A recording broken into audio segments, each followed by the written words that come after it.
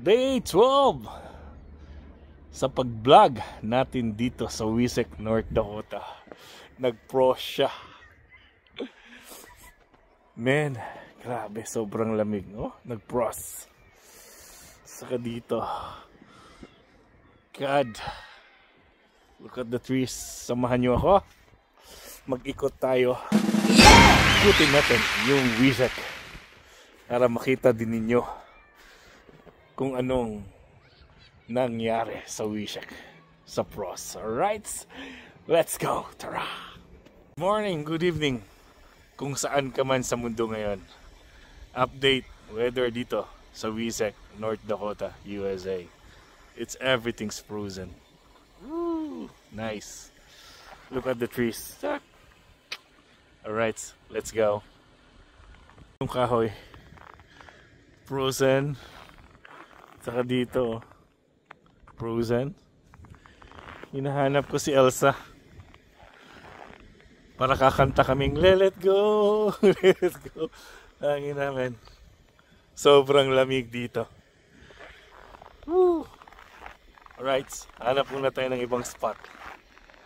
Let's go. Tingnan nyo, puting puti. God. Saka dito yung Badger Park. See? Puting puti, man. Frozen. Yung ano talaga ngayon, Wesek, North Dakota. Dito sa highway, yung papunta ng Lear or Coulomb, it's frozen. Naglilinis na. Saka dito papunta ng Linton, nandyan yung Curtis na gas station. See? Alright, medyo malamig na. Saka yung ano ko, puta, ganito dito sa North Dakota.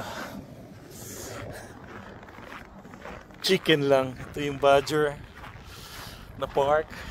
Man, it's really cold. See? Alright, tara. Ano muna tayo? Hanap na lang yung bang spot. Let's go. Grabe guys. Lamig. Pero okay lang. Sanay na tayo. Galing tayo ng Canada. Pinoy ito, man. Pero lamig. Tingnan yung mga bata. At sobrang pros na. Naglalaro pa rin sa labas. See? Tingnan nyo. Grabe.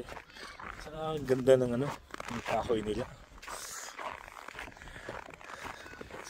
Okay. See? Tingnan mo. Ano pa? Check muna natin yung mail. Alright. Alright. At saka dito na ako nagtatapos sa vlog nito. Morning! Sa vlog nito dito sa Wesek, North Dakota, USA. Kasi malamig na yung kamay ko, naninigas na. Sana naman makasuyo tayo ng like, subscribe, or share. Diba? Laking tulong na yan sa akin. Alright. Thank you for watching. Meow. Mo extend ka, sir. Bless and love from North Dakota, USA. Woohoo! Tara!